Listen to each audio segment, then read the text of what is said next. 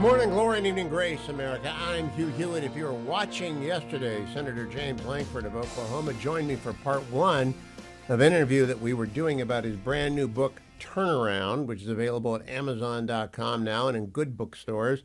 He's back, and he's able to talk to me about the book at length now because he threw a new rule of the Senate at me yesterday, explaining to the audience why we had to be gentle about talking about the book yesterday. He said they might have thought I didn't like it, and I loved it. No, I'm actually was yesterday was in federal property. I was inside the Capitol actually having a meeting during a vote series, and I cannot do any kind of promotion for a product while I'm inside the federal building in federal space. That makes sense to everyone. I follow all the rules because I happen to be the chairman of the ethics committee, so I think it's a good idea to go ahead and follow all the rules and do it right. I'm so glad you could explain it to people because I want them to know. I really love this book, but I couldn't say it as much as I wanted to.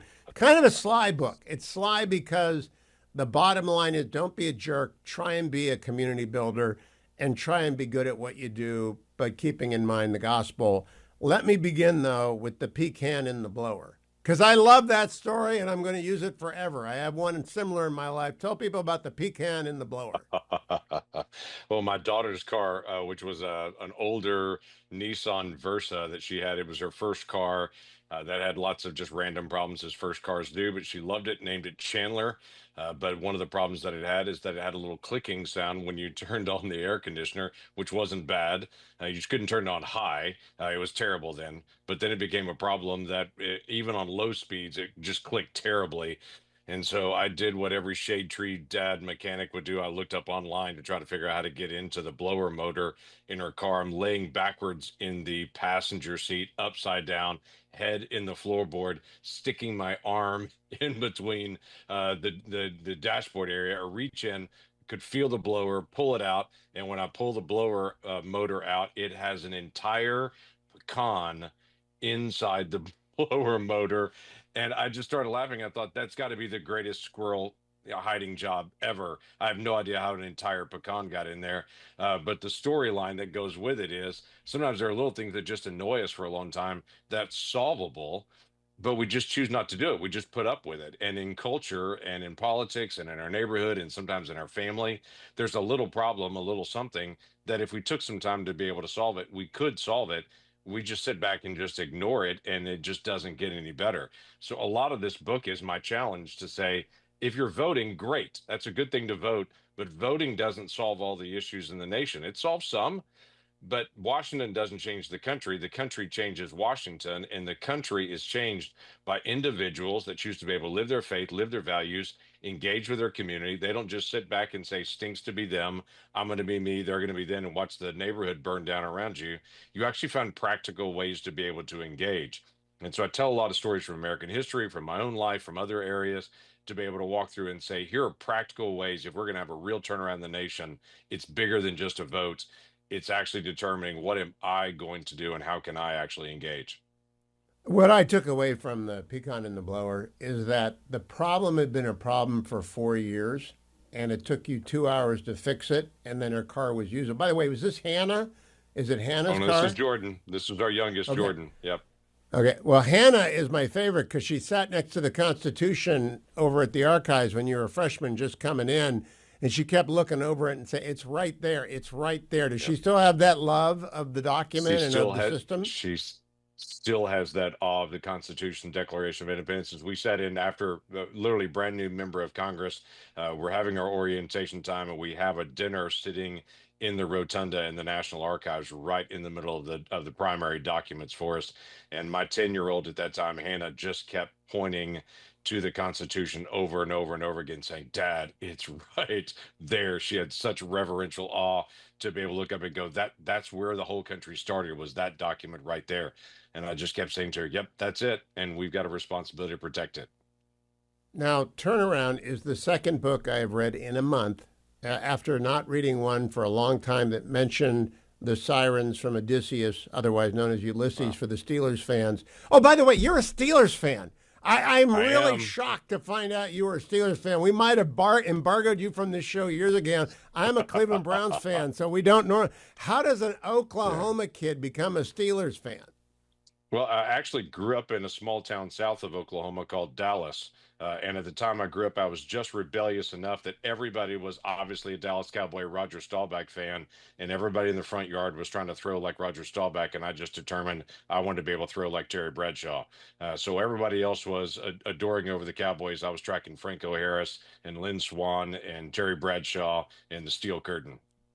You got to look up Turkey Joe Jones turning Terry Bradshaw on his head sometime. But in any event, let's go back to the idea that government cannot change culture, but everyone who's listening right now can change the culture around them. There are a bunch of stories here that I want to go through to illustrate this, and I want to begin with the Chuck Wagon Diner.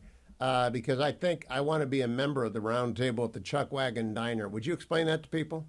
Yeah, I do. In Little Sperry, Oklahoma, just north of Tulsa, there is the Chuck Wagon Diner there where folks get together and have good breakfast and lunch typically, but in kind of a corner space off on the side, that what they call the round table, but it's actually a big oval table. A group of older men just gather around there for breakfast all the time. Most of them retired, and they just tease each other and tell jokes and catch up with their family all the time. But what's funny about the group is they always find quiet ways to identify what's broken in the city, whether it be at the fire department or at city hall or something else that's going on. As they're driving around, they'll figure out some widow, somebody, and they would determine we're going to quietly go fix that. So this group of older men got together not just to be able to gossip and talk and catch up and just hang out. They got together for a strategic reason. They encouraged each other, but also determined what are we going to do to be able to make Sperry better today. And they just quietly went and did it. And folks don't know the Chuck Wagon Diner, and folks don't know the guys around the round table, but they made a real difference in that town. And I thought, this is not hard. This was a group of guys that were retired that determined I'm not going to just sit back and be retired. I'm going to still invest in what's happening in my town after me. After that, I want to talk about Lester Shaw because it's a different example, different circumstance, different challenge, but my goodness, what a difference this man made.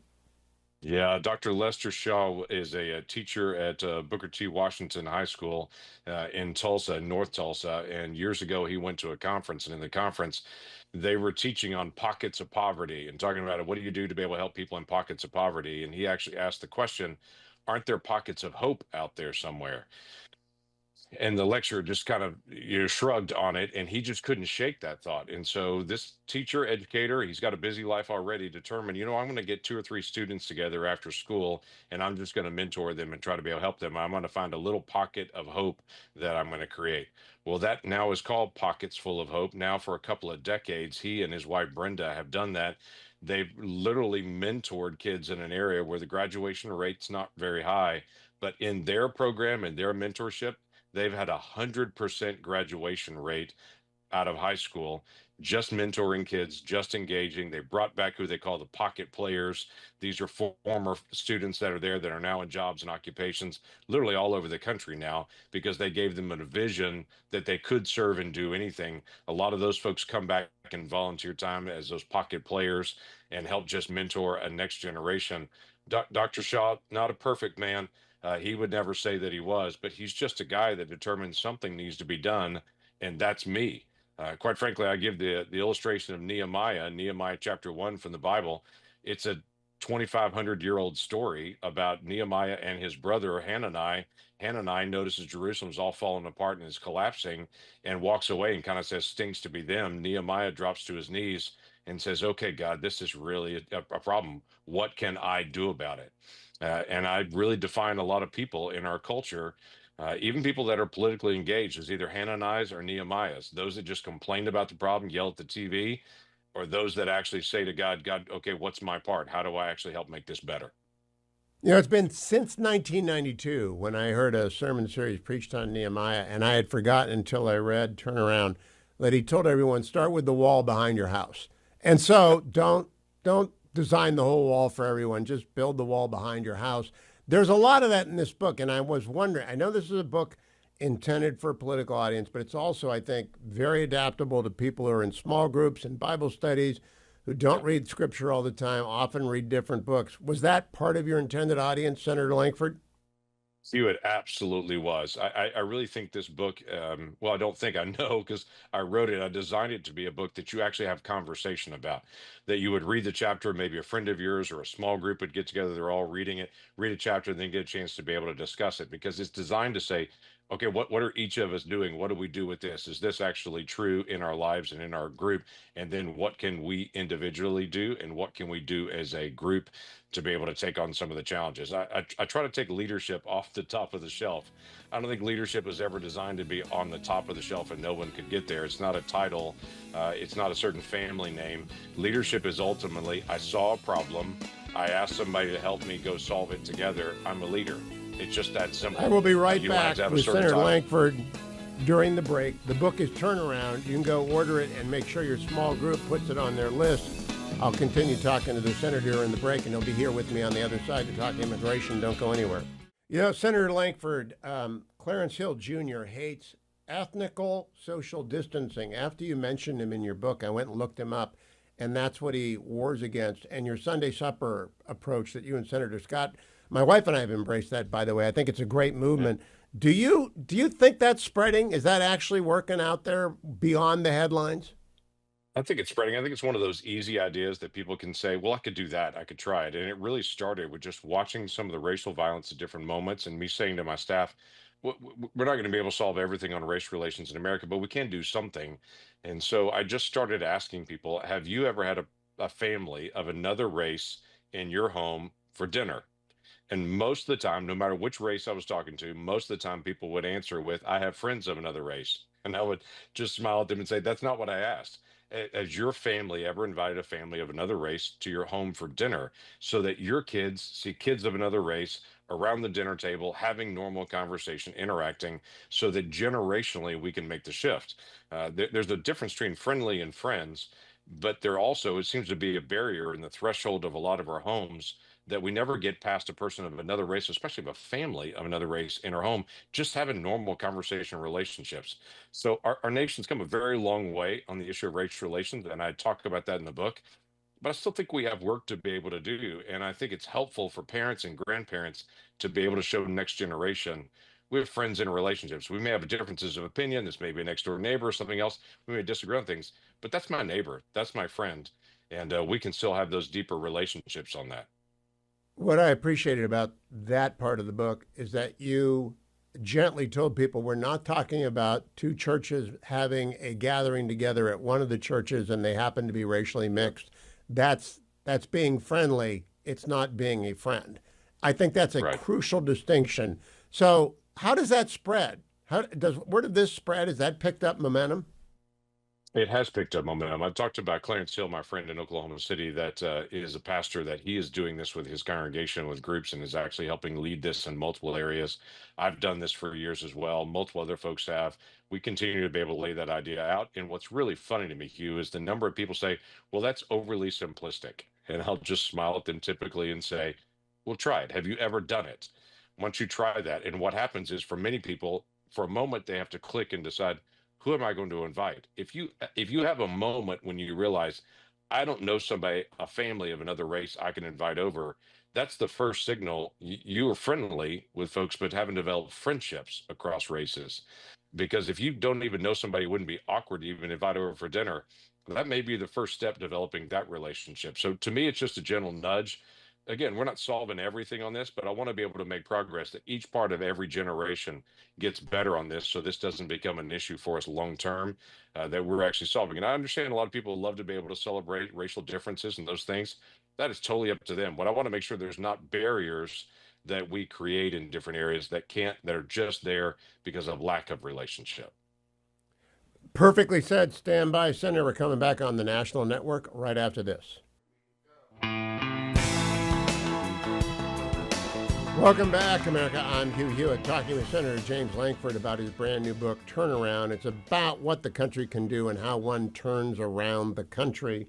It is designed for small groups. It is designed for readers. It's really well written. I'm tempted to talk to you about the cloakroom conversation about the portal and conference realignment, because that's when the last time I showed up at the RNC conference, we spent an hour and a half. Poor Shelley Moore Capito and Susan Collins listening to 30 men talking about football, and they put up with it. But let's go instead to chapter 10. Every few years, a friend of mine gets tagged. John Kyle was a good friend of mine, and Marco Rubio, a good acquaintance, and then you get tagged with trying to do immigration, and it Yep. always blows up. And if you kept grudges, you'd have a lot of grudges to keep, maybe against me, because I was against your bill too. But tell me how that came to be and what you learned from it, and what are we going to do about it? Because it's a problem that remains to be fixed. It does actually. So a year and a half ago, I was the ranking member of the Border Management Committee, and we had a problem. We had a president with an open border, and there seemed to be no way to be able to stop him from just keeping the border open. We got to a moment that we determined as a conference, we're going to cut off funds to Ukraine. We're going to cut off funds even to Israel at that point if we don't get this president to be able to do a border bill. And so he came to the table, agreed, yep, we're going to do that, and we started the process on this. That was a 4 month negotiation to see how far I could move a president that was dedicated to open borders to try to find a way to be able to close it. And now I'm working with the Democrat president, with the Democrat Senate. Obviously, I'm not going to get everything I wanted, but we made significant changes in what would be the statute, trying to be able to not only do enforcement for people beyond the border. We took very difficult rules at the end of the process and moved them to the beginning of the process. So if people crossed the border, they would be arrested, they would be quickly screened, and they'd be deported within days to hours. It was a dramatic shift to be able to put in law, and it also closed some of the loopholes dealing with the asylum process that had been a nemesis of the last four presidents to be able to do. Now, again, there were lots of areas we didn't get to touch. The House had done a great bill called HR2 that was much broader, covered a lot of other things, but they couldn't even get every Republican to vote for that, much less a Democrat. And in the Senate, I've got to get Republicans and Democrats to be able to vote for it. So it's my hope to be able to stop the last million people coming across the border during the Biden administration, hoping for a Trump administration when they would be able to implement it better, but also thinking 5 years from now, there's going to be a different president. I don't know who that's going to be. We want to make sure there are no excuses to ever have an open border ever again. So obviously that didn't pass. There's a lot of politics and a lot of things there, and a lot of folks wanted more, and so did I. But I would say I thought it was a good start. It really blew up a lot over social media stuff. And so I spent a chapter in the book just saying, how can we deal with social media issues and some of the things that are fact or fiction? Some things are fact, but some things are fiction, but they just get repeated so often on social media. How do we differentiate between the two? It is a big cultural issue as a conservative. I know I've got a lot of friends of mine that are conservatives as well, that they'll come and catch me on things that I'll say that and just talk to me about things. I'll say, well, that's just flat out not true. I still have friends of mine that catch me and say the government's got planes that are flying over my house, dropping chemicals on me with the chemtrails. I can look up in the sky and see it, and I've read all about it on social media. I'm like, government's not dropping chemicals on your house. That's not actually true. And I'm sorry, social media is repeating it so often you believe it. We as a culture have got to be able to figure out how do we separate fact from fiction on social media? And then how do we figure out how to be able to make progress on hard things? Because we have a lot of big, hard things that have been unanswered for decades. We've got to stop complaining. We've got to start at least fixing parts of it and start making some progress. Now, to take the focus off of immigration, just this week, Senator Booker assaulted a friend of mine, Mike Waltz, accused him of cowardice. Mike's a Green Beret who's been in gunfights with the Taliban. I thought it was wholly inappropriate, but as you note in the book, in D.C., the angrier and more caustic you are, the more people cheer for you and the more press attention you get. Is there Yeah. any way to discourage attacks like Senator Booker's on people like soon to be Ambassador Waltz from happening? I mean, can we change the incentive structure? That's actually us. And I talk a lot about this, that it's an us issue on that. People will step up and donate to Cory Booker by the thousands and say, way to go. You hit him in the face. You insulted him. You belittled him. That's what I'm looking for. That happens on the left and on the right. And as long as we as Americans look for somebody on social media that's making a social media moment and then go reward them with lots of donations on that to be able to jump in and say, I want you to do more of that, it's going to continue to be able to happen and will continue to be able to degrade the nation. So we're a free speech country. Anybody can say whatever they want to say, especially political speech. You can speak it out, but Americans have to be able to choose what they affirm. If they're going to affirm how we actually solve the problems, or we're going to affirm people that just yell about the problem. Now, Senator, you said there are three buckets when you were running the camp. You got to teach kids what they need to know, doctrine. You got to teach them what they want to be, that is a character choice, and then what to do, habits. How do you get the habits of the Senate to change? I know people like Chris Coons are your friends, but there are habits that are now ingrained and getting deeper where you raise money this way. I don't know how you change that or how we change that. I'm in the business of not being boring, right? So I don't want to be boring, but I also don't want to be a bomb thrower. How do we change this? Right.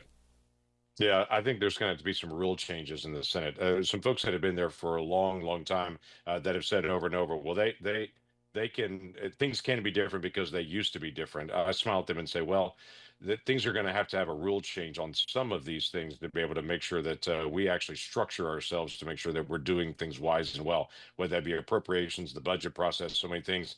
There's some broken systems and structures there we've got to be able to fix, and I think we can, and I think we should. And it's not a partisan issue on this. It's that if we're going to be the Senate and we're going to be the world's greatest deliberative body again, let's reset the rules to be able to make sure that we actually can fight it out, argue on the issues that need to be argued, solve the problem, move on to the next one.